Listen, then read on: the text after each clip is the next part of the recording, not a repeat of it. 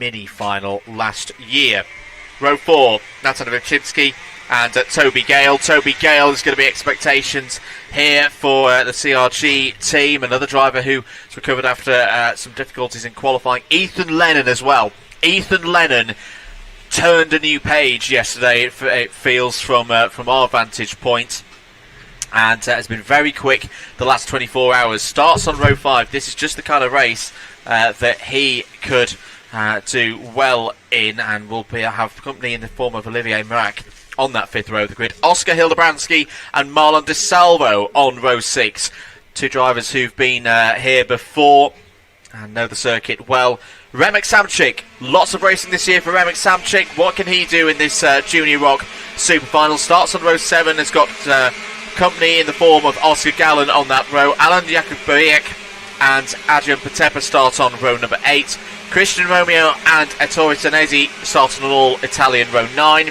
Sebastian Gurndal-Eels and Kai Burke go from the 10th row of the grid. Ricardo Brangero and Matthias Rahl start on row number 11. Xavier Dukovsky and Filippo Polo start on row 12. Federico Spadolatti and Giulio Mazzolina go from row 13. Maxim Becker and Milos Schmuck go from row 14. Francesco Cocci and Ilias Mitaki start on row 15. Stefano Zamponi and Antu Hangeti start on row 16. Row 17, Oleg Mrozik and Olivier Klopek on row 17.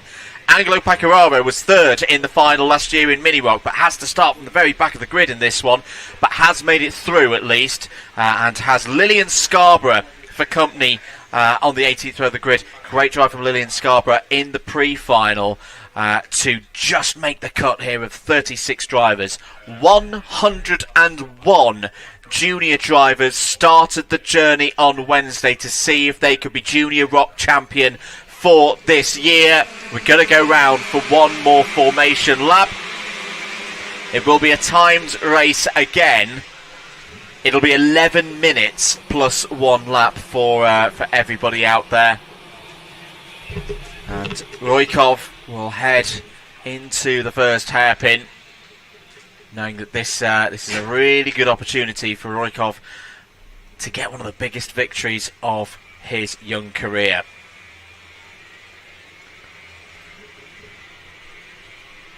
Rain has subsided to a level. The track's still very wet. A lot of puddles around it. Last time we saw a non-Italian winner of this race, I think it was Jan Pussuet back in 2021. Apologies, no, it was Iskandar Sulfikari last year, of course, from Turkey. But the Italian drivers have a very strong record in this race. Guido Badoli will be looking to add his name to the trophy into the cut through. 11 minutes plus one lap. The Junior ROK Super Final for 2024 here at Lonato. Andrew Mather and Daniele Laspino on commentary duties for you. We are green, we are racing. What a start for Roykov. That is a brilliant launch from the rolling start for the Bulgarian. And Roykov will streak into the lead straight away. Everybody else trying to get themselves organised through the first couple of corners. But Roykov has thrown the challenge down, won the pre-final, the second pre-final earlier on this morning to take pole position away from Guido Badoli, and has used that advantage to full purpose there. Badoli, this is a big first lap now for the rest of this first lap for Badoli to get back on to the rear bumper of the 244 if possible without taking too many risks. Looks like there's been a good start out there for Melvin Kaluzian. Kaluzian down the inside for 3rd place into the S's. There's a spinner towards the back of the field. It's the 215 of Antu Vangetti that we can see out of our window, who's gone round. But Yugoslav Roykov, that is just the kind of start that he would have wanted. And his lead at the end of the first lap is nearly a second. Badoli 2nd. Kaluzian 3rd. Good start for Reipold as well, up to P4. Arnado down to 5th. Ethan Lennon is up to P6. I'd say keep an eye on Ethan Lennon, because Lennon has been really, really quick in the last few races, so we know he's got race-winning pedigree underneath him there in that kart in the 203. 9 minutes and 15 seconds of this race to go. Daniele, the pace from Roykov in these early stages, we can't emphasise enough just how tough these conditions are, with the standing water, pretty much every corner of the circuit. How many risks do you think Roykov takes in this early stage? Yeah, I don't know, because I don't know if he's in the place to take any risk, because it feels like he's confident on that pace that he's already faster enough to stay in front of everybody else.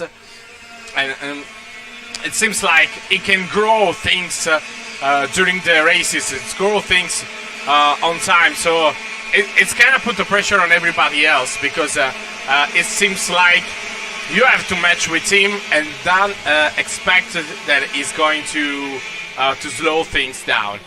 L'impressione, insomma, è che Roykov sembra a suo agio, sembra proprio agio in questo passagara, e che in qualche modo stia riuscendo a trovare la capacità anche di allungare, perché con questo passagara è più veloce quanto meno di Bidoli e di Kalusdian, e sta riuscendo ad allungare in qualche modo sulla situazione che c'è in questo momento in gara, ed è chiaramente qualcosa che non può che fargli comodo a Rybczynski. Credo ci sia stato un piccolo problema con lui, perché è passato molto in ritardo sul secondo intertempo. Comunque 7 minuti e 40 sugli 11 sul cronometro per questa junior, poi appunto un giro aggiunto. Riscala un'altra posizione Ethan Lennon, che vuole risalire ancora una volta la china. Ecco, lui è forse uno dei piloti che ha il passo migliore, infatti non a caso sta girando piuttosto forte anche Kalusdian, con intanto la notizia che è sotto indagine Maxim Becker col kart 287. So here's the deal, there's a few drivers that are fast enough maybe at some point. Yellow flag meanwhile on the SS, because 2 drivers got tangled up, I guess, because there are 2 cars parked there. Can't really see who is this. As I was saying, the situation is this: Roykov has done everything, is doing everything he can to get away with it, and he has a pace that in this moment is being matched only by 2 drivers from time to time, but they are far, Kalusdian and Lennon. So it's up to them if they can get back on it, and then we'll see. Yeah, fully agree. The key thing is that the Kalusdian's got through into second place, so this next lap or so will be very interesting to see if Melvin Kalusdian can show that lightning pace that we've seen across the course of the weekend in race trim. Why is he not starting at the very front of the order? Well, that was more down to the times qualifying and having to start from the 5th or 6th row from memory through each and every qualifying heat. He's done a lot of overtaking so far this week. His drivers are just having a lot of look. We've got a bit of a replay monitor now set up in the box that can show us fully what you're seeing at home. Drivers are really pushing the edge of the limits through turn 2 and into turn 3. Using the tarmac runoff right up to the edge of the grass. It's just going to be very interesting to think the next few laps, can Kalusdian cross the gap? Has he got the pace to close down this lead? And then how does Roykov respond? It's starting 4/10 of a second away in just this lap. 1 minute 5.6 in this lap. It's an astonishing pace, because it's the first driver that is able to drive a lap below the 1 minute 6 seconds barrier. So he's starting to try to it. Kasper Reipold's having a go at Guido Badoli as well. This for 3rd place, just coming through turns 6 and 7 now, going back down beyond the crest. In fact, they're side by side, are Badoli and Reipold for a little moment there. Roykov looks to be responding to me.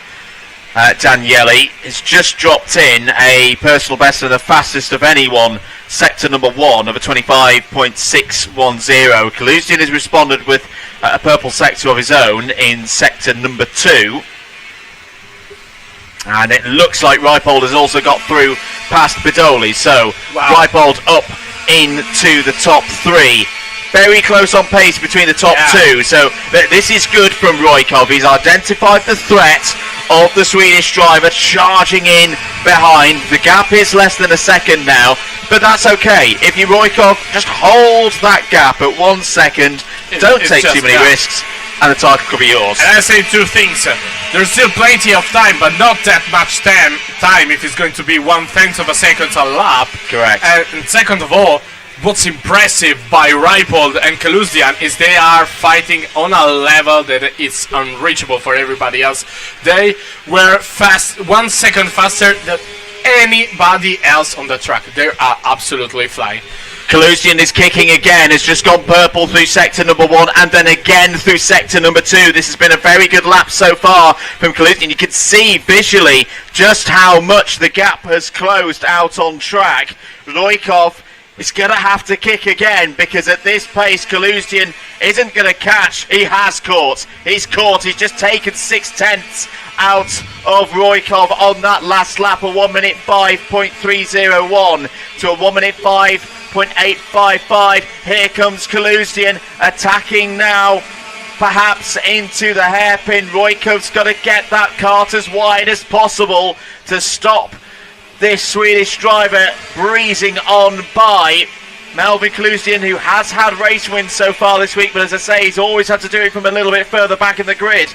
Now he's worked himself to the very front in the biggest race of the weekend for the juniors, into the S's again. This is a part of the course where Kaluzdian is particularly strong. Roykov's responding though. I've got to say, Roykov's doing a really good job. He knows the situation, that he's probably not going to be able to simply pull away, because he would have done it already. He wouldn't have let Kaluzdian just close in like this. Roykov is doing a fantastic job positioning his kart, not going too deep, keeping the lead.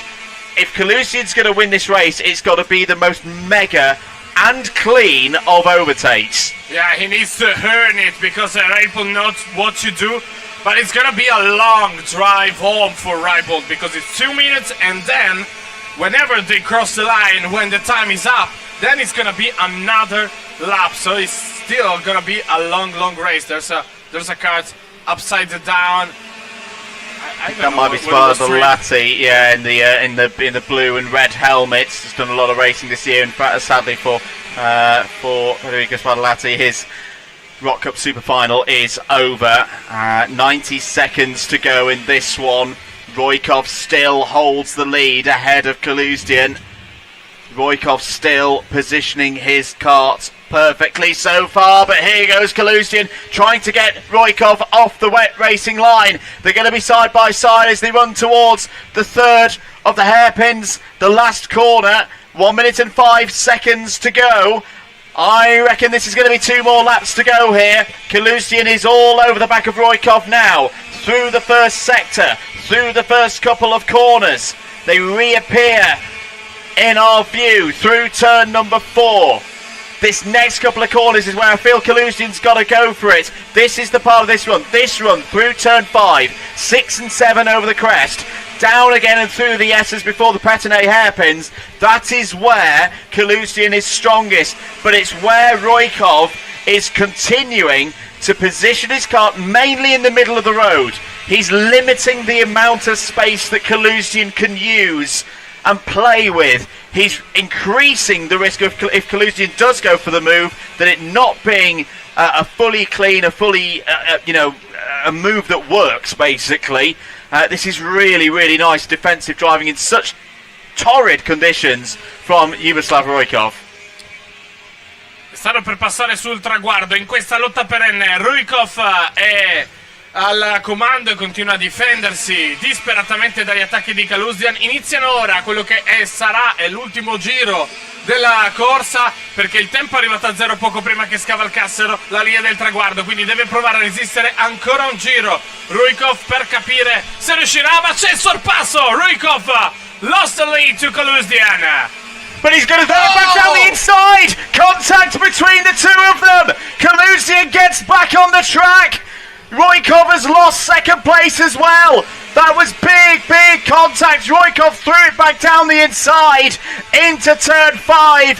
Kaluzian is through though, and as long as his machinery, as long as the kart is okay, he's on his way to being Junior ROK winner, champion in the ROK Cup Super Final for this year. Kasper Reipold's heart must be beating out of his chest. He's got a potential chance that he didn't think he would have had going on to the last lap, but the corners are running out. Melvin Kaluzian for Ward Racing exits the final corner. Sweden have a champion in the ROK Cup Super Final. Melvin Kaluzian in dramatic fashion wins in Junior ROK. Kasper Reipold is on the podium in second place. Yugoslav Roykov finishes third.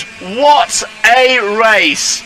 Davvero fantastica la gara di Kaluzian con quell'incidente finale. Per fortuna è andato tutto sommato bene. Alla fine si prende la seconda posizione Reipold e porta a casa un ottimo piazzamento. Adesso arrivano gli ultimi piloti alla bandiera scacchi. Take you through the order very quickly. Ethan Lennon P4, Guido Badoli P5, Fausto Arnardo in P6. Toby Gale finishes in the top 10 along with Remek Samcik, Thomas Chikaraki and Ricardo Branchero. Mrak, Burke, Romeo, Hildebrandski and Well all in the top 15. De Salvo, Galan, Pola, Jakobiak and Senezi all come home in the top 20. Rybczynski, Dudkovsky, Rangetti, Klopek and Patepa finish in the top 25 of that final. Rozak, Mazzolini, Scarborough, Schmuck and Mitaki take it through to 30th position. Pecoraro in P31 on a step up there from Mini into Junior this year. Zamponi P32. Kochi and Becker are the last of the finishers. 2 retirements in that race. Remarkable, really, considering the terrible conditions out there on circuit. They were Spadolati and Gundal Eels, but a win for Melvin Kaluzian. Wasn't always looking like it was going to be that way. Roykov defended that one for a long time, but Kaluzian takes it from Reipold and Roykov. We'll see the podium later on this evening. We'll take another short break on the commentary. Daniele will be down in the pre-grid in a short moment's time.